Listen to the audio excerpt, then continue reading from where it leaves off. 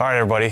Some of you may know this guy, recognize him. He actually lives like an hour and a half from here, hour and 45 minutes from here. This is Alan Hain from the Lawn Care Nuts, is the channel.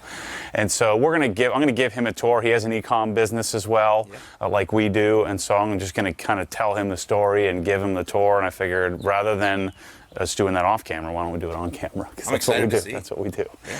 So in 2000.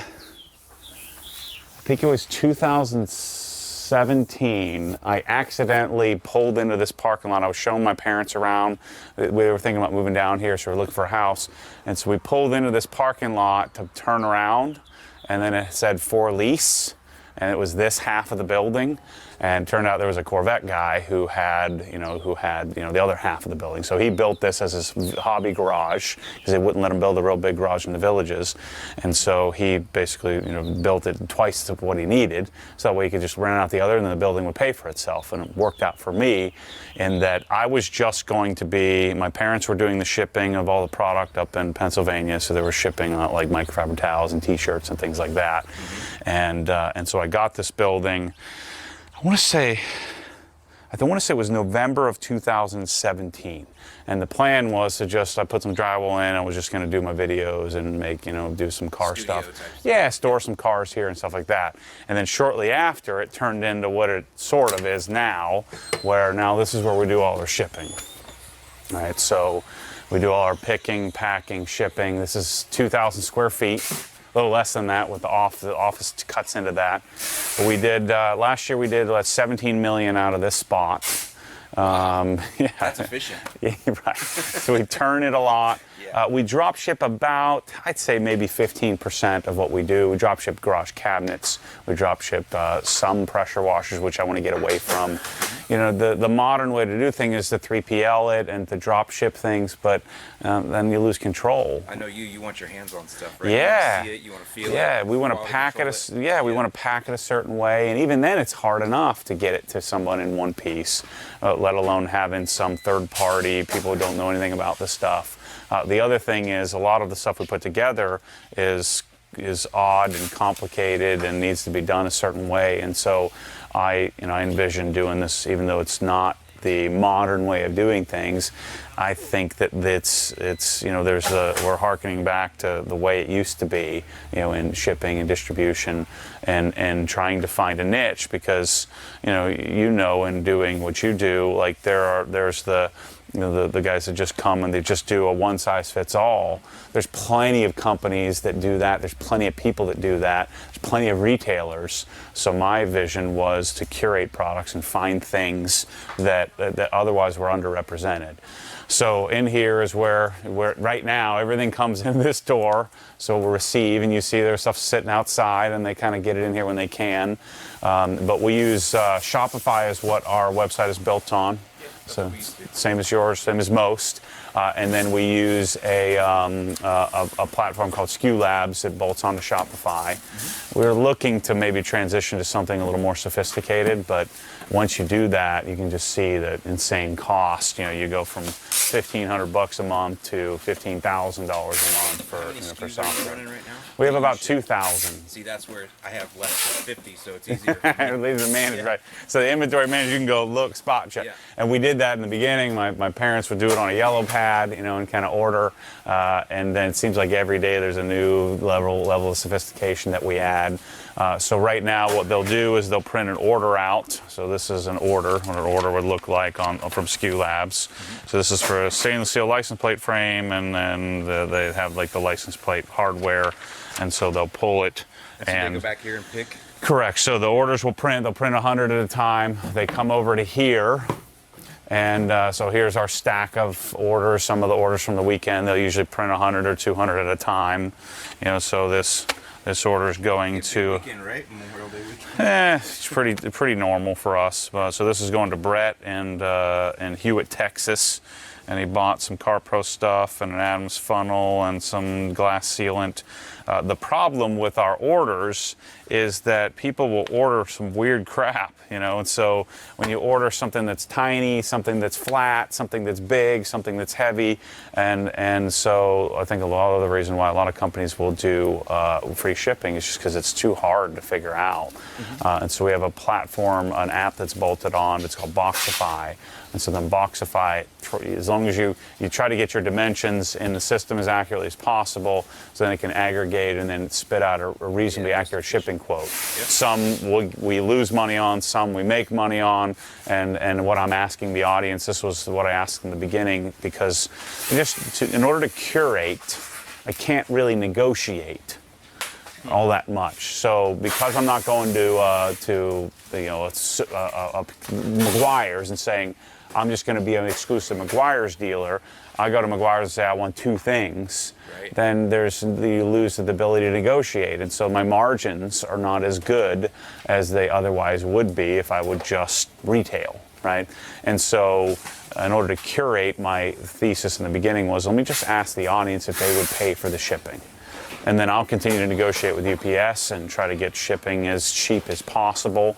And rather than chasing the volume game, because in my mind, the way volume works is your margins disappear, right? So I do free shipping. You try to get as many sales as possible, which means you need to hire more people, which means your margins get squeezed even more, and then you're operating on a razor-thin, life. Well, and you can't compete with the Amazon tools. And you can't compete anyway, right. I can't compete with AutoGeek. I can't compete with the other detailers. Compete with Home Depot, right? Right. So the idea there was that I would ask the audience, hey, I'm going to go the extra mile in finding products.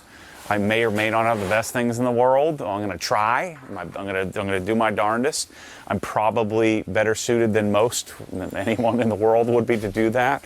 And so then I'm hoping that they would then, I'm not charging over retail, but I'm asking them to pay retail price. We're not going to run sales all the time.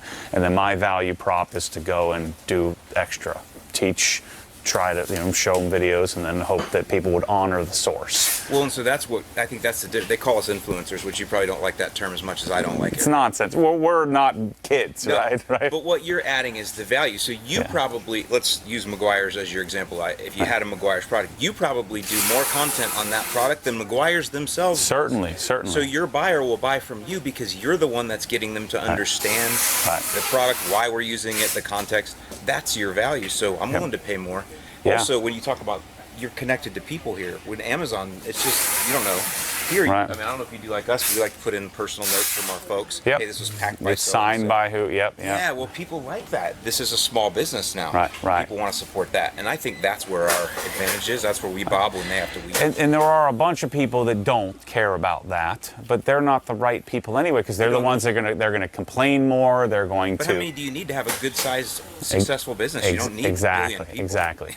So that was the idea. That was the plan. That was the thought. And then we continue to evolve from there. And so the other funny thing, I make this analogy all the time. Like a lot of people, you can hire a financial advisor after you've already made the money. Right? So now you already know how to do it. So what do you need a financial advisor for? So it's the same thing with the warehouse. You can hire a Cisco or a whatever fancy company to come and teach you how to warehouse after you've already learned how to warehouse. Right, and so we're having to learn it ourselves. And so SKU Labs is the platform that does our inventory. That's where we do enter POs. You don't have to wait for us. You can just jump in here and come on in. Just pretend we're not here. So we started with pen and paper, and then we transitioned to using the Shopify inventory system. When you have 50 or 100 SKUs, you can do that. And then we transitioned to SKU Labs. And then we were doing, printing these out and just, hand crossing things off. So now what we do is we have, I think they're iPhone 10s we buy. And so the iPhone 10 we can then scan, we scan the barcode, and then we scan each individual item. And so you notice we're barcoding on the shelves, and so that's our next evolution. The problem we have here is space, so the next evolution in warehousing would be to do a pick list. So from these 200 orders, there's going to be some redundancy. Sure. So the most efficient way to do it would be to pick 20 of that item and 30 of that item and 40 of that, I'm bringing it over in carts. But the way you store it, though, like this looks logical here, but if people are ordering this and this together all the time, it's super inefficient, right? So there's all those programs that can do that. So our next step is to, and that's what the shelving I'll show you in a minute. Our next step would be to, we have ABC inventory. There you go, and that opens you up to automation. Yep, and then so what's our first, what's our biggest, most sold product, and then from there, you would theoretically want this to print out, or to where you're walking down the aisle, pick, instead of pick, and these guys are building that into their brains on the most efficient way to do it. But what happens when we're hiring 50 people at a time? The mom and pop way of doing it, everybody just memorizes everything, but eventually it takes them a year to get super efficient. So we want to be able to get automation involved where we can make it more efficient, where someone could hire in 2 weeks, they've got it down. And are you moving to auto ship with anything? Because that'd be a whole nother. I'm sure there's things that people are reordering, right? Yeah, possibly, but we find that the orders are so obscure generally. Really? You order a 100-foot hose, and you order a sticker, and you order a T-shirt, and you order some glass cleaner, and it just gets real weird. So your people, they like that, right? They like the adventure of picking, choose my own thing. I get that, right? Make a kit. And they're filling the gaps in what they're looking for. So then the order comes over here. I want to ask you real quick. You mentioned something that you have exclusives on colors. Is that the one or no? On a hose, yes. I'm just interested because I think that is brilliant, because it's a way to make it special to your brand and your colors. And well, I've never thought about that before. With that, so I have some ideas on exclusivity and hoarding product versus letting it go everywhere, go viral.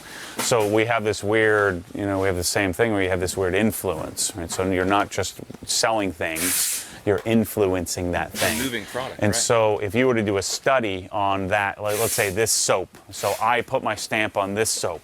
They were already selling some of this soap, but not a lot. And so I put my stamp on the soap, and so for every one I get to sell, there's 20 that are sold by other retailers, Amazons and other retailers. That's right. And so so let's say they were selling $100,000 of soap a year, now they're selling $3 million of soap a year, and I'm only selling $150,000 of soap a year. Your value in right? That? They don't. You know it's there, but you know it's there. I do. Yeah. They don't. And so let's say, okay, instead of me selling this soap and letting it go everywhere, I want to make it purple. And I want to change the sticker, and I want to call it Obsessed Garage Soap, and I want exclusivity on that. Well, the issue with that is I'm still only going to sell $150,000 of soap. Maybe I'll go from $150,000 to $200,000, and then that restricts that company. They were going to sell $3 million. Now they're only selling $200,000 of soap because it's purple and it has my name on it. Because their original soap without my name on it still never takes off. Are they still keeping their original though? So what I think. I'm saying they need you for both sides of it. So what I think we do is that I think the way to do it as an influencer is to not get affiliate revenue, because it's nonsense, because they don't know how to measure it. Rich people don't use discount codes. It's just not how it works. And so they just, when somebody wants something and they don't like, oh, what did I learn about that? Let me go find the affiliate code for the lawn care nut. I think that's nonsense. I agree. And yeah, you might get some people that do that, but the lion's share of the sales that you have influence on, I would argue, it's a longer tail. It's 2, 3, 4 people removed from your discount code. And so my idea is to, when I'm developing a product, I don't want the product to be stuck with me. I also don't want just my name on it, because their name, Kush Chemi's name or whatever, Active Pressure Washers, their name has value too. Mm-hmm. And so my idea is to, especially a product that really doesn't have a following, a new product that we're developing, is I'm negotiating a royalty. And so that way we can let the product go to all the retailers and let it go everywhere. And instead of, I just picked this, I don't have that on this product, but instead of us, pigeonholing and calling it Obsessed Garage and it's exclusive purple, the concept would be to let it go viral, let it go everywhere, and let it sell 20 times what I could have sold or 100 times what I could have sold. And so that's my pitch to most of the vendors. In a sense, because you get a royalty. Yeah, and it's usually small, pennies on the dollar, if you will. But then it also, I've learned my lesson in the beginning, because there's a lot of products I've had a strong influence on that were selling nothing, and I get nothing, and then I've had it happen many times where not only am I not getting anything, but then I can't even buy the product to supply my own customers, right? And then they get mad at you. Right. Yeah. And so then, that happened with Beadmaker and P&S is, no one was buying Beadmaker, and then I learned about it, and then it went viral and took off everywhere. I didn't get any of that, and then I couldn't buy it. So my customers that wanted to support me couldn't even honor the source. And so these are the learning lessons that you learn as we have a product called Milorganite in our community. It's a fertilizer. Same thing. It sold out to the point where now people are mad at me because the price went up. Right. Yeah, it's fascinating I love it, how. Man. It's cool to learn about and follow and watch. Yeah, and and build. Look what I mean. It's. I'm not. It'd be nice to get rich, but the point of this is not to get rich. Money doesn't mean anything to me. I love the soap. I love the drying it. I love the product. I love the chase. But I don't like getting taken advantage of very much. And so if I'm smart, I can do it where everybody wins. The customer wins, the vendor wins, the manufacturer wins, I win, instead of I get to take the loss, sort of thing. But one thing I'm not particularly interested in, I don't take money from, for sponsorship money or anything like that. Just because I don't need to. What I want is I want them to let me buy the product at wholesale, and that's my sponsorship. That's how we do it too, because we can make margin. So we just label or something. Then I can control it. I can be in control of my own destiny rather than, then I don't have a boss. Because when you take the money, when you take the influence money, hey, Coach Kemi, pay me, $10,000 to be your spokesperson. Well, now I work for them. The videos aren't very fun to make. And we don't like what you said there about the handle on this not being so good. Can you take that out? No, I don't. That I lose the audience. Right. So the orders come over here. This is something that we're about to put conveyors in next door. The orders come over here, and the packers pull the packages. This is my mom. My mom is in charge of this area where they, if you bought a bottle of detail spray on Amazon, it comes in like a box, like a giant box, and it's flopping around. Yeah. These guys taped. So all the bottles are taped. They're all then bubble wrapped, each individually, and they're all put in a box, and that's what our customers really appreciate, And we have some branded tape. But see, that's they know people touch that. Yeah, it means so much. Yep. That's what's now someday I'd love to have some big fancy, heat shrink machine that I could crank it out, and one of my goals also is these bottles are something that I've been working on developing with Pressol out of Germany. The goal is to bottle all of these curated products, and so to go to P&S, to go to CarPro, to go to Coach Kemi and say, I want you to send me 330-gallon totes of product, and I want to co-brand it. I don't want to call it Obsessed Garage Soap. I want to call it Coach Kemi Obsessed Garage Soap. And so their brand is there, my brand is there, we have value, and then I put it in a bottle. That is a way to increase margins if you buy in bulk totes. It costs pennies in comparison. Works exactly the same. Yeah. So if you bought like a 32-ounce or like totes and fill. an 80-pound bag, instead you buy it in a tote and then you put it in your own bag or box or whatever the material is. Yeah. So if you do the math on the labor to do that, it's still extremely profitable. It's more profitable than just buying it pre-made. Well, but you can hire quart filling machines or buy machines eventually to fill your own quarts. Yep. Gallons So or whatever. So we have that up north where we're filling our own drying aid and our own tire dressing. Okay, so those are products that that's my private label thing, but I only did that because I had to. Because it didn't exist and you needed it, so you made it. Yeah.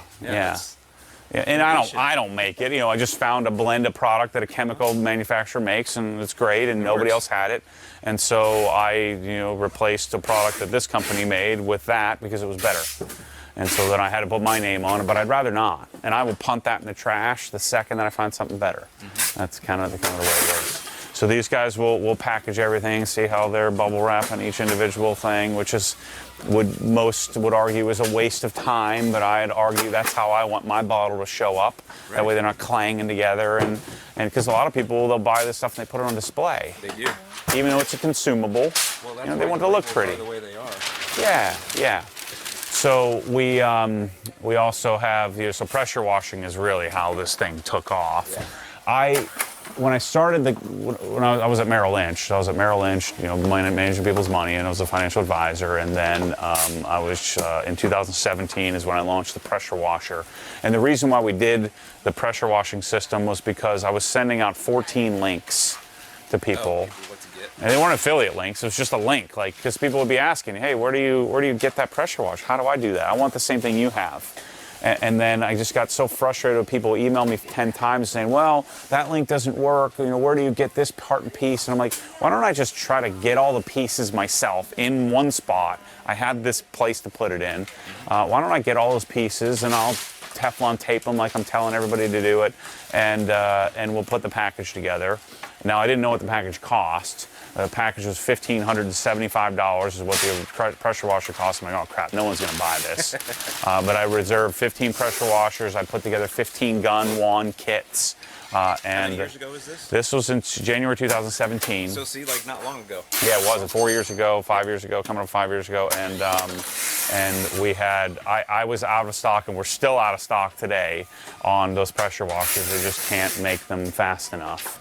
That I do not have a royalty on. That is now sold everywhere and was sold nowhere. So that's the learning lesson on how to build the business and how to negotiate in the future. But how would you know? I had no clue. Who thought anybody would buy a $1,500 pressure washer to wash their car? But I look at that like going to college. That's what that is. You put yourself through college. You're like, that's what it cost me. Yeah. It cost me about $8 million. Yeah, no big deal. So then in here, we use every square inch of this place. In here is where we do our. This is where we do my live stream, so podcast. So I guess this is technically my office.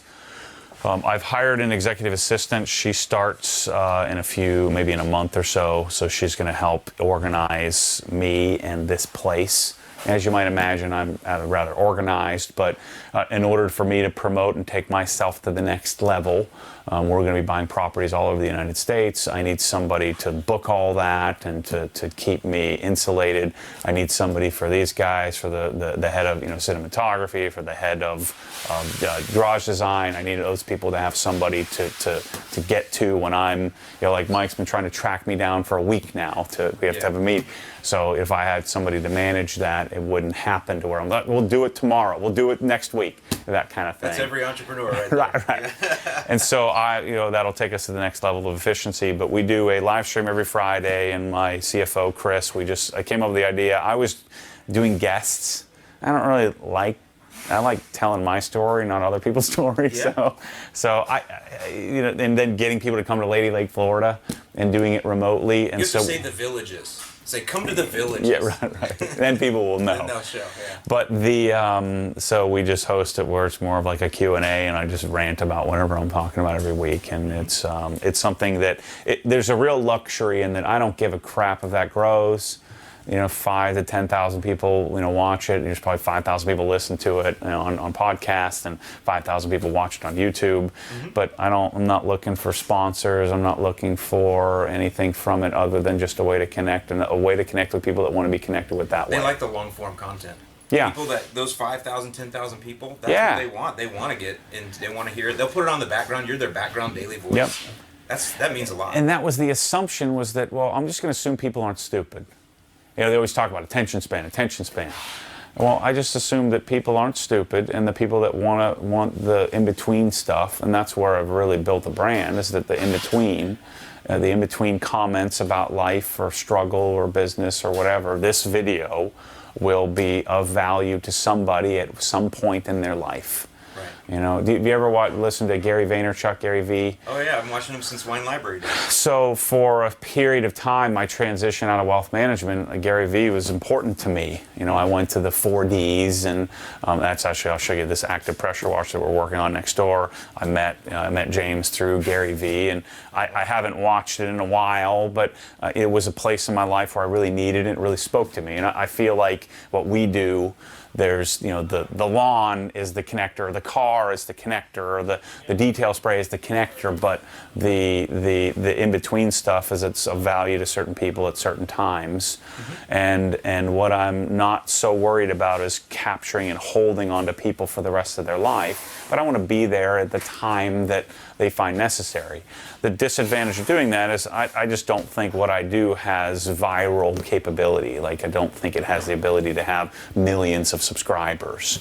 But we're a niche business. Like, I think you lose something from that. You know? do, but the question is, do you want to have a real, authentic, engaged community? Yes. That the people with millions can't. Not that they don't want to, they just can't scale it anymore. Correct. You hear about the William Osmonds of the world and these guys that talk about the burnout they get. Yeah.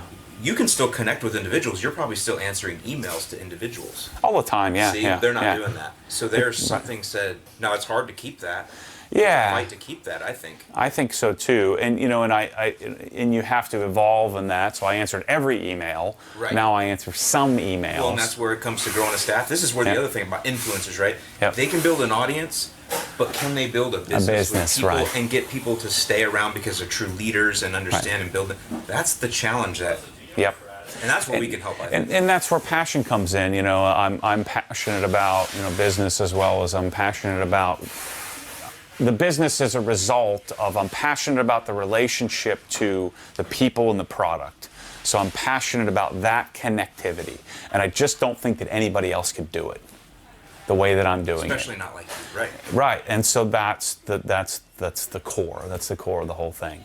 So we eventually got the other side of this building. What happened is Chris, the Corvette guy, he still owns the building. I just lease it. But Chris, the Corvette guy, saw, oh, shoot, these guys are going to have to move. And so he got the heck out of here. He went and bought a different house and got a different garage, and he got out of here. And so we now have the other side. We've had it for, I don't know, a couple of years now. And so my studio was in that corner there. And then where my cabinets that I have next door were in that corner. And then we picked up the cabinets and the lift and the hose reels, and we moved it over here. And so it was over here for a year or so. And so over here is where we're now tearing this apart to become. We're going to move packing over here. You can see we just got our shelving. So we're about to almost triple, believe it or not, in this tiny little building, it's 3,600 square feet total. We're going to triple our storage capacity by adding more shelves to the existing shelves, because we just bought it, and whatever the prefab height was, that's what we kept. So some of those detailed products, we have like this much room in between, and it's just wasted space. Yeah. So this is going to be set up where you're standing is going to be our packing tables, packing stations. We're going to have a conveyor running down this side, conveyor running on that side. The boxes will go underneath.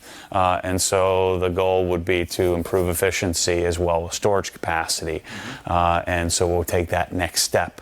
Our barcode scanning will be more useful. We still won't be able to do pick lists yet, which would be a huge efficiency, but this is where we get into ABC inventory. So all the A inventory will be here.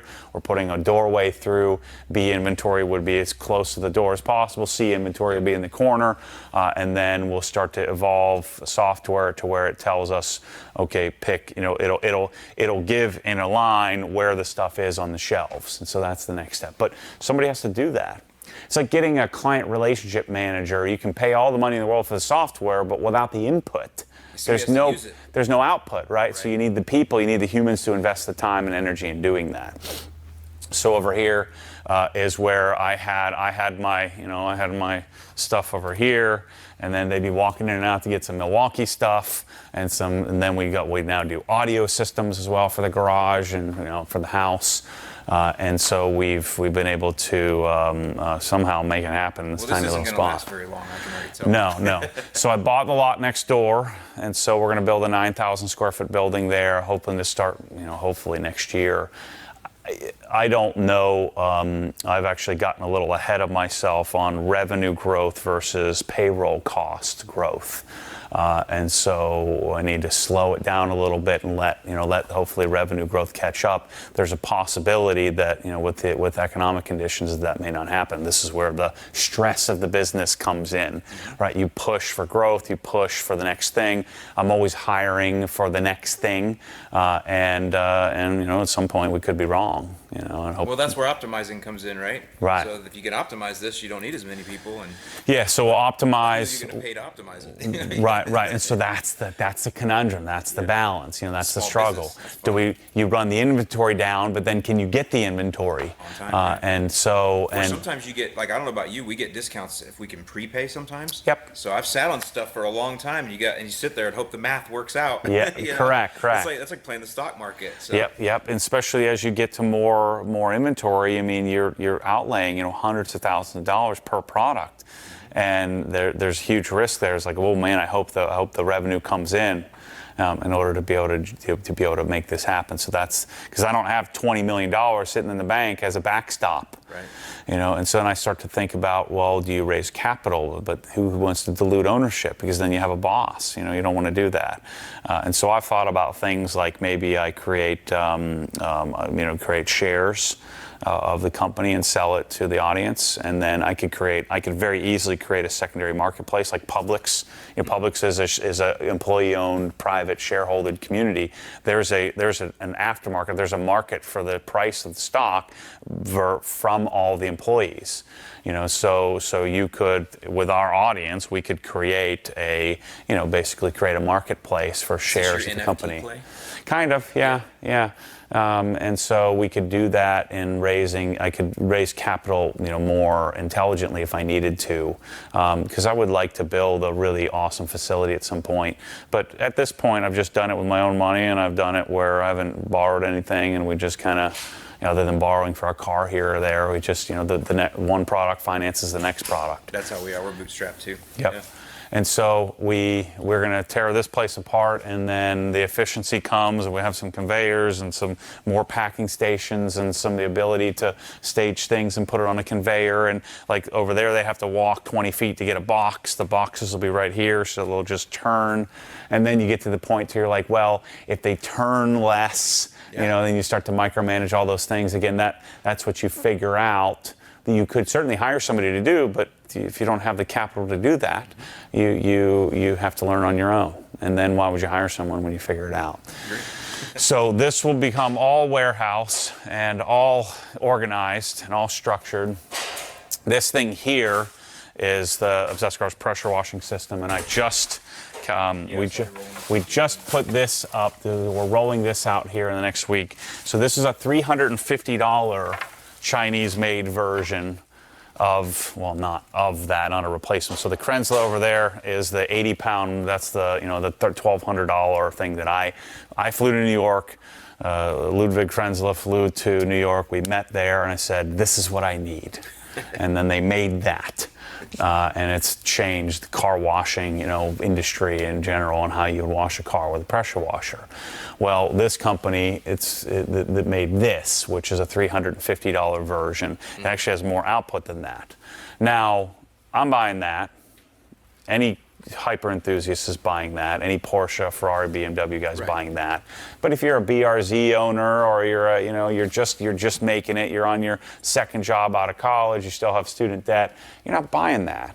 It's just $1,300. It's $3,000 to put this thing together. Yeah, and so we need, there for life. And there has not been a in-between product. There's cheap garbage at Home Depot and Lowe's, which I tested every single one of those. That's where the business really changed, when I realized that there are progressions in life. Mm-hmm.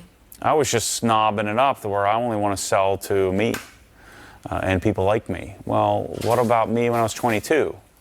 A 22-year-old Matt wasn't buying a Krenzle. That's good. You know what I'm saying? And so that was where the realization is that I don't have to compromise. I'm still not a retailer. I can still curate but I'm gonna create things to the progression in life, or the progression in value. Not everybody values pressure washing their car that much. And even if you have a Ferrari, you may just not be into it. But this is affordable and small, right. and I can keep this, because I'm not an enthusiast, but I would, that's cool. Because the progression in value, now what would happen, the Ferrari guy is going to get this and say, wow, this is really a great experience. I didn't think this could be that good. And then they sell that and buy that, or throw this away and buy that. So there's a progression, not just in. I don't have to compromise my original value subset of the company by bringing in progressive steps of things, good, better, best, if you will. We call it basic, advanced, and ultimate. And then create a brand around that. So we do it with audio, we do it with pressure washing, we do it with detailing. Is kind of hard to do that with, but we do it with things that have progressions. And I did that with cars when I bought them. I didn't even realize I was doing it, but it just happens. You progress from a Honda to BMW to Porsche to maybe McLaren, Ferrari, or something like that someday. So but doing things like this was my idea. Why don't you take the hose bib and move it up to 48 inches? That way I could create a bucket filler and I don't have to have a hose on the wall. Because when you're pressure washing a car, you really don't need a garden hose. And so we take a 24-inch whip and then move the hose bib up, because your normal hose bib is at 20 inches high or whatever the standard is. And so move that up, and then I can create a bucket filler and make it for efficient bucking. Cool. I mean, you know what I mean? And then again, back to progressions. We sell a little piece of garden hose that we just have made in 24 inches. That's $30. This is $300. But we've sold hundreds of these. Yeah, but when guys come over, they want to talk about that. This is T316 stainless. You don't need that, but this T316 stainless, and it's super pliable. Believe it or not, this is like an old ad seen on TV hose bib that we convinced them to let us sell these. And then I found this company, Prior. Prior makes some of the best hose bibs in the world. So this is like a $250 hose bib. But the frustrating part of all of this, so you understand this probably more than anyone else would. So we're an influencer, right? So there's influence. We just talked about it. If I go to Meguiar's and I take on a product, they're going to sell 20 times more of it, of which I only get to sell 1/20th of that. And so I go to them and I say, I don't know how much I'm going to sell, but I'm going to have some influence on the product. I want to put it online. All they hear is e-commerce, no. Right? That's the immediate response. Right. Yeah. E-commerce, no, we can't do that. And that's what I struggle with. Ego. No, we already have enough. You have to have a brick and mortar. You have to have a showroom. Well, I'd argue I have a showroom. One of the questions I started asking the regionals when they say no. So how many people do you get come through your average showroom? 50,000, 100,000 people? Oh, no. Maybe 100? Well, how often? A month, a week? Yeah, 100 people a month would be a good lawn care showroom. I said, well, I'm getting 50,000 a month coming through my showroom. The only difference is I'm in their living room. Like not only are they not coming to my showroom is not only so intimate that it's in their local town, I'm literally in their living room when they're in their underwear watching by being YouTube. And you're in their ears, so you're literally talking directly. Correct. And so wouldn't you want 50,000 people coming through the showroom? And just think of how much more value that is. So I've had to learn how to talk to these companies, because all I hear is, oh, e-commerce, no. So I'll tell you what I found, because I agree with you. What I found is that some of them, they have that retail nut that they're afraid to let go of. Yes. And then sometimes there are even agreements, just like car manufacturers have franchise agreements. Yep. That's why you can't buy a Chevy online. Correct. Because there's franchise agreements that prohibit that. I think a lot of that is in retail also. They just don't want to tick off the Lowe's or the whatever True Values of the world. Right. It's the especially in a lot of the obscure stuff. They're worried about local distribution, which is understandable. And so I have to spend a lot of time reassuring, look, that this rising tide is going to raise their ship too. You would hope. You hope you're picking something that no one else is really going to care about. Right. So they would let you. And I'm bringing a totally different audience. Like I've been doing that with outdoor kitchens with like the Evo cooktop. I'm like, listen, I'm bringing you an audience that you didn't have. And so then they say, okay, you forget the showroom, you're good to go. And so believe it or not, we're going to be doing full houses as well. And so that's our next transition. Yeah, I can't wait to see that. So let's head next door. So this is where Chris manages all the money. So Chris is the only one that has an office. Because he's the one that has to be doing payroll, and right now he's doing HR and paying bills and all that kind of stuff, as well as managing all the humans. Right? That's the fun part of every business. So having executive assistant is going to help, free him up to go find money. negotiate to find ways to save money, to improve margins, or to renegotiate with a vendor or something like that. And so then we go next door. So next door is the evolution of what we. Because last November everybody was in here, like we had 20-something people in this building. So I think we have 32 people now. And so that lot I own, those 2 lots I just bought. Are we gonna put some grass out there? Yeah, I guess we could, because this is a disaster. It's kind of hard to stomach doing it when I don't own the darn building. You can see we need to put sidewalks in because we have all these people walking back and forth all day. You're right. So I'm going to build as big of a building as I can, and that's going to hold me over until, theoretically we buy a couple hundred acres somewhere, and maybe Groveland, something like that, Claremont. Yeah, so you definitely have to go into the center of the state to get anything affordable these days. Right. So this building we call this the yarn building because the lady who owned it sold yarn out of here. So this was filled with yarn. And so they did like seminars and stuff with the ladies in the villages. And so this is what we do now. So the original business we just talked about was I'd find a car soap and a detail spray, and the idea was I want to have a full line of detailing products. Detailing is like 10% of what I'm interested in, right? It's 10% of what I'm interested in. Cars are another 15%. The garage is really the anchor. Right, so the anchor of my obsession is the garage. And so it got started in the channel early on, and I had no concept of this, but I'm like, I think that if I'm going to start selling product, I would want to have a car washing package. I would want to have a pressure washing package. I'd want to have a decontamination package. So I'd want to have, and then eventually build it out to where I could provide you with an ultimate solution. Every single detailing product that I'm using in my garage, you could then just go to my site and you could buy it from me. And then it got to, I was building out the garage. I'm like, why wouldn't we also do the same concept with the garage? So I could provide an end-to-end solution for the garage. So we literally sell the light switches, the lights, the light control. I haven't figured out how to sell paint yet, but we'll be selling the paint. But that's the idea, right? Then I can hire you and give you my dimensions, and your designer bingo, will make this garage correct. So, but how do you do that at scale was the question. And so I'm building this as my example. I have my own mounting and balancing machines. I'm trying to convince Hunter to let me sell this. But it's funny, every single company I go to, you're relentless. They always say no. Of course right? they do, yeah. SVS, subwoofer. So that's one of every subwoofer that SVS makes. So my value prop to the world is I bought everything they make. And I'm going to test it out, and I'm going to figure out what you would want in your garage or in your house. And so in this garage, we sell every single thing that's in here, pretty much every single thing. The speakers, the subwoofers, the tools, the flooring, the lights. So you've disrupted all of this because none of these companies were ready for you when you came. Nope. See, that's true disruption. These are for dealerships. These cabinets are for dealerships and race teams. For home people. Yeah. We sell the tools. We sell this stuff that like this kind of organization is for aircraft mechanics, but I want it for me. And so we provide solutions like this steamer that Mike's using. I don't sell that yet because they've kept telling me no. Yet. I love it. Right, yeah. So if they won't sell it, then you just make your own. If you see the market, then you'd be like, all right, if you guys aren't going to work with me, I have to go make my own. That's kind of how it works. Someday, yes, that would be the next step. So that's part of the reason why Mike is here. So Mike is a master of everything. It's actually doing the doing.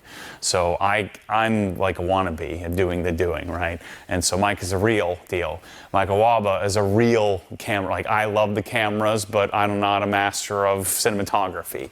And so everybody here that's come here is an expert in something that can provide leverage to take us to the next step. So like Mike and I are working on developing with an engineer buddy of mine to develop a deionized system for treating water.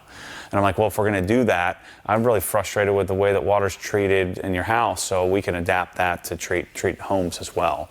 And so we're doing the next progressive step is that we're going to be doing desk systems and stuff like that because I love desks and how to wire them and how to set up your audio and stuff like that. So we went from detailing to building the garage to now the next step is what I've recognized is that I really hate. I don't hate, I just don't love doing other people's stuff. So you say, Matt, so I did Ed Bullion from VinWiki's garage. You say, Matt, we should collaborate. You should come do my garage. I'm like, yeah, let's do it. And so then we get some companies to sponsor it, and you pay for some of it, and I pay for some of it. I come out there, and I have to stay at your house for like 3 weeks, or at a hotel for 3 weeks. And I'm working 12 hours a day, and Mike's working 12 hours a day, and Mike's working 12 hours a day. And we build this amazing garage. We get this amazing content. We're exhausted. And then we leave. What I realized is I need to do that to my own house. And if we're going to do houses, because I've recognized, because I've moved 4 times since we've been making these videos, if we're going to do houses, I love kitchen drawer organization. And I love, there's a certain pillow that I have an influence on. It's Columbia Pillow. And I love closet organization. And the way the closet systems work is annoying as crap.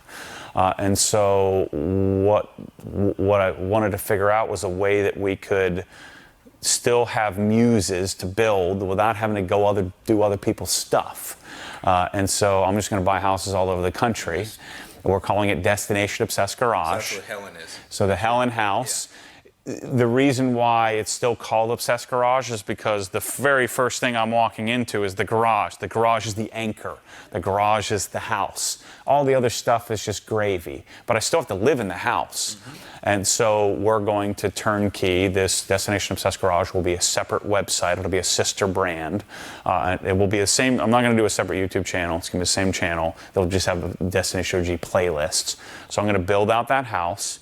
And then the concept was, well, if you're a follower of mine, wouldn't you want to borrow that house from me? And I came up with this idea of, let's not call it rent. Rent implies entitlement, because it's my frickin' house. It's not yours. I don't care how much you pay. It's still my house. And if you borrow, like if you borrowed my, my Snap or my Snap-on or my Sonic, ratchet, and you broke a couple of teeth in it, you should get me a new one. And you return it clean and new. So when you borrow somebody something, you take better care of it. So we're calling it borrow for money. So you can borrow my house for money, and then we'll have our muse. So we're going to do all this first, and then we're going to do the kitchen, and we're going to do the bathrooms, and we're going to do all the things. I'm going to discover all these other products we're going to develop, and we're going to do the same thing. And then once that house is done, I'm going to do another house. I'm going to do another house. And those houses, people will be able to pay $5,000 or $6,000 for a $15,000 a week house, outfitted in everything you could possibly imagine, where they can take their car there. They come in, the shelves will be stocked with every detailing, every Milwaukee tool, everything they could ever want. And so wife and kids will have a whole video series of where to go hike and where to go tubing, and then they'll have video series where to drive. And so that's our next evolution. And we can do that because now we have a full design team. This is where all the humans are. So this is where the creatives create. So you saw where the people do the real work. Mm-hmm. These guys do the fun work. A little different vibe in here. Yeah. So these guys are doing design. So Kyle runs the design team. So we have 4 designers now. So if you send a napkin drawing of your plans, and we'll take you from step 1 to step 20 to get it designed. We're using, basically a home. It's called Home Designer Pro, but a CAD version designer where they can do 3D renders, walk you through. These guys will also be doing outdoor kitchens, which I'm super interested in. They'll be doing the drawer organization. They'll be doing lighting in your home, as well as the garage. So we're going to build out divisions within design. But design, the way I think of design is a labor business. Design is a service business, like State Farm sells insurance. I'm not particularly interested in that. What I'm interested in is content. I'm in the content business. And so these guys find opportunities for content for me. And then they get to build, I might as well build a profit center out of it while I'm at it. Why would I waste money on it? Right. And so we're providing people with a full end-to-end design solution. We'll work with contractors and everything. And this will become a $100 million, $200 million business. But with the goal of not being a labor business where we're building franchises or something like that. The goal is to have it here close to me so that we can grab a camera and we can learn about really different, different solutions, different product. The real business is what you saw in the warehouse. people buying $200,000 worth of stuff for their house or their garage is great, but I would rather sell a million people a $20 item than to sell, but sell it niche, not volume, still sell it niche, but just scale that niche curated solution. And so these guys are the content hub for that, and they can create that garage in a few hours for anybody. And so now that we have the light switches, we have the lights, we have the, all the stuff, all the parts and pieces, we can then, provide people that solution at scale. That's a cool way to brand. I mean, if you think about it, companies have been doing that forever. I mean, Eddie Bauer had Eddie Bauer Edition trucks at one time. Yep. It's like these are the Obsessed Garage Edition garages. I think so. There's a certain style, style, and certain products go in there. And there's, an average garage. I need to add that up. It's probably like 500 or 600 individual items. Actually, if you include detailing and towels, it's probably 1,000 individual items that go in making up a garage. And some people, you get to a certain status in life, you just give me the 1,000 things. Yeah, that's right. I don't want to research at all. Yeah, give me the 1,000 things. Right, and they may have a few preferences here and there, like I don't like your Sonic tools, I don't like Snap-on, but we'll get them 90% of the way there.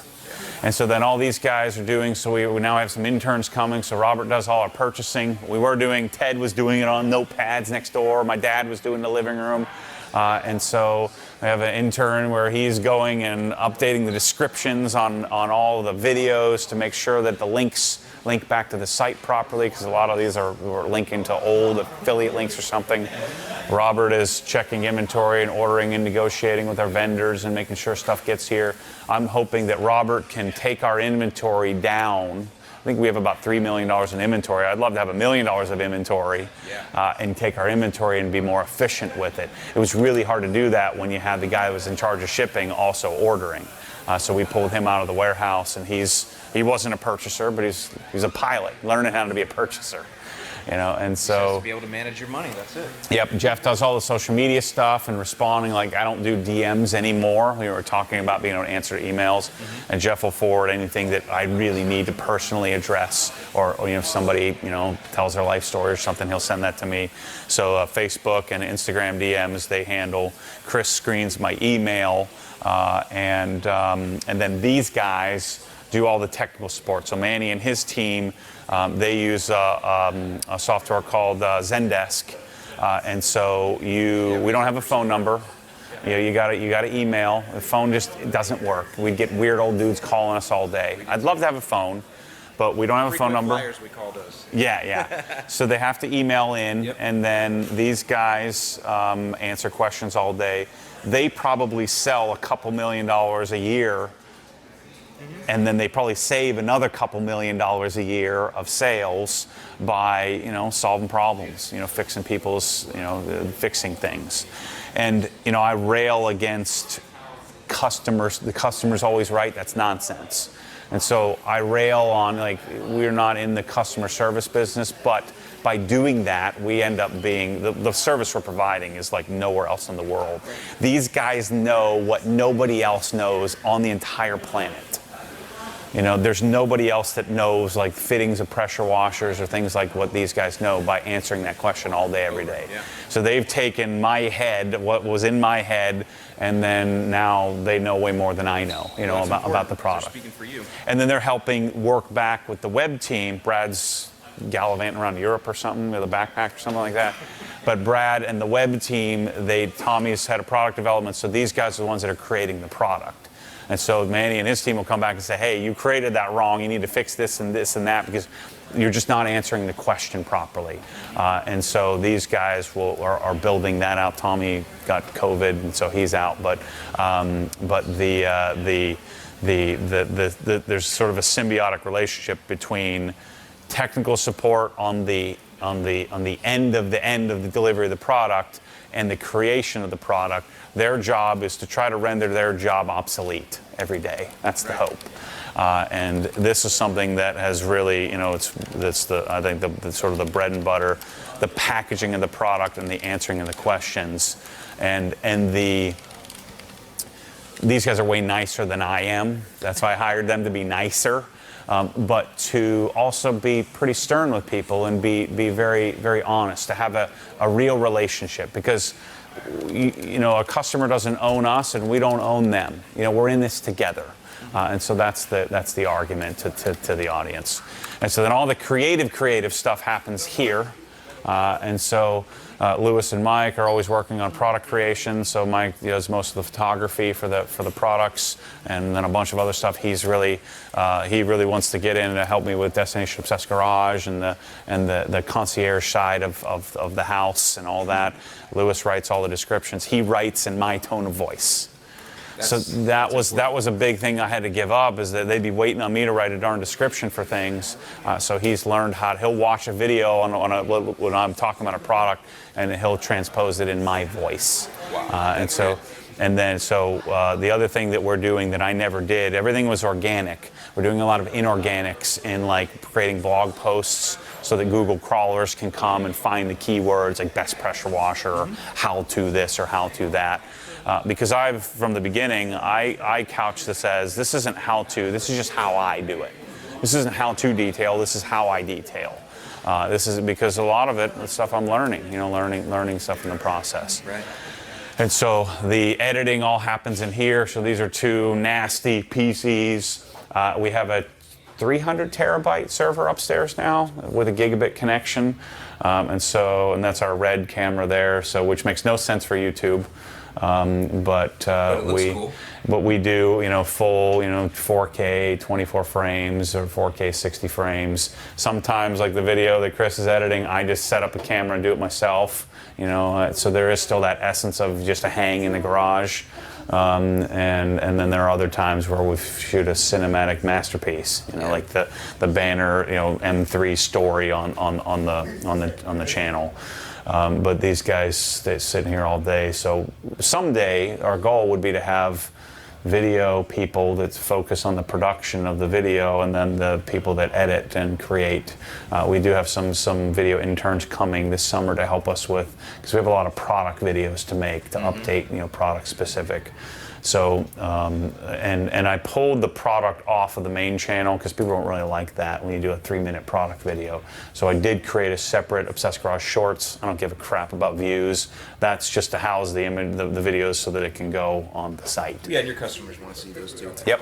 And so then Bryce over here, he's working on a big project where, apparel. We'll be doing your apparel at some point soon. Apparel is such a nightmare to get done. No kidding, it is, man. So Bryce is in charge of the sort of apparel and how we look, and he also does everything with technology in this whole facility. So he's in charge of all that stuff. But we're considering the possibility of buying screen printing machines, embroidery machines. I don't know that we'll get that done this year because of supply chain issues of being able to get cotton and be able to get shirt. So, but we're laying the framework for the potential to be able to produce our own, garments from start to finish. We'll start with screen printing, then we'll go to embroidery, then we'll go to large format printing, then we'll go to die cutting, vinyl and stickers and things like that. And cars. And then, no, we won't be doing that. But what we'll probably do is we'll have a few of our friends that that also need apparel, where it'll be very exclusive. Because the thing I hate about ordering shirts is it's like a body shop. Where, if you ever gone to a t-shirt manufacturing facility, they just take every order they can, and then they like a body shop will take every single car they can, and you always see the parking lots filled with cars, and then they just fix the one that the person yelling the loudest. And so we're going to build a very niche, very boutique screen printing business where we can support ourselves. Because I sell about probably 10% of the amount of shirts I would sell if I frickin' had them. That's how we are too. Yeah, they're always out of stock. So that's the brand, that's the story. The tricky part is, when you have so many humans in one little spot, it's never as organized as I want it to be. We do have a studio back here where we shoot our unboxing and take all our photos that we built to make it, kind of feel like a garage still. So this is a cool little studio. So we have our strobes. There's a ceiling grid here that we put in. So eventually all this light, these lights and strobes will be up there. We just completed this. It seems like we're always behind. I guess that's a good problem to have. You're always behind where I want to be. But if I didn't, then people would be sitting around twiddling their thumbs. Right. So you got to keep driving the business forward. I had one question. Because OG sounds cool. Did you plan that when you called this Obsessed Garage? Did you know OG was going to be for short? No. The original brand, I wanted to call it that'sjunk.com, and I couldn't get that URL because the irony of I'd always say, like, if people say, well, what do you think about that TV? That's junk. What do you think about that car? That's junk. So all my relatives would always say, I say everything's junk because it generally is. And so the irony of it, I was trying to get that'sjunk.com. Lucky I couldn't get it. So my second name was Obsessed Garage. Okay. And then this logo, a guy from church, like he just nailed the whole thing. And first try. It's like he made the OG hex. And so, yeah, I mean, I'd love to have OG.com. That would be great if somebody else has it. But it just flows well, even like destination OG and knowing what OG means to other people, Yeah. It's just a cool... It works, yeah. It makes sense for your So brand. no, there was absolutely no, forethought in it at all. Yeah. I have obsessive compulsive disorder, so the obsessed part made sense. And then obviously the garage is the anchor. When I eventually figured out that it wasn't the cars, it's the garage. The garage is the anchor. The cars just go in it. Mm-hmm. The tools go in it. The lights go in it. The paint goes in it. So all those things go in the garage. To me, the house attaches to the garage, not the garage attaches to the house. And in many cases, the house isn't even attached to to the garage, but the house. The only reason the house is on the property is because the garage is there. I get it. And so it's the anchor. It's the anchor of everything. And it gives me the ability to do other things, like we're going to rip this kitchen out, and I'm going to show people how you would do a kitchen the way I would want to do a kitchen. Not how to do a kitchen, this is how I do a kitchen. Right. And so I went to the International Builders Show, and I'm like a kid in a candy store. It's a whole, when I go to SEMA, which is the big car show, I'm like a kid in a candy store. When I go to, like the International Builders Show, it's like a whole new avenue that I can obsess over. Mm-hmm. And so that's the concept, the idea, and the key for me is, you probably find this, you have opportunities. I could go anywhere, I could do anything, and figuring out what's consistent.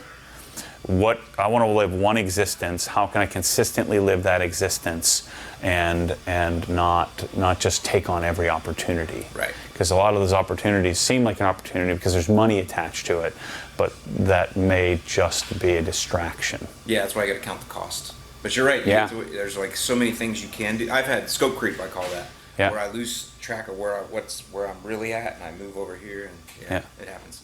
So that's the Obsessed Garage story. Yeah, we're going to get Alan's story when we go out. We're going to go out and walk the property. I'm going to get him to tell his story and all of that. Maybe we'll come down and see your facility at some point. But I wanted to kind of he has a retail business, I have a retail business. I figured I'd tell him the story, and we might as well capture on camera. Yeah, it's fascinating. We're going to head over on the next episode. We're going to head over to my house, and he brought all his gear, and he's going to teach me about lawns, and I'm going to try not to glaze over. Just like if I was to teach him about detailing, he'd be. I do find it very interesting, very fascinating, but it's not my passion. That's why we can exist, right? That's right. This is a different thing. It's a living thing, and we're at the mercy of nature. Yeah. So. Well, you're just like a car. You're at the mercy of Mother Nature when you're driving it. Do I get rock chips? Does it get dirty? How do I deal with that? Right. So it's the same thing. You don't have full control over that, but we can do things better. So we're going to go. Make sure to check out that video. We're going to get Alan's story, and we're going to dig into my lawn and see if we can fix it. Thanks for watching.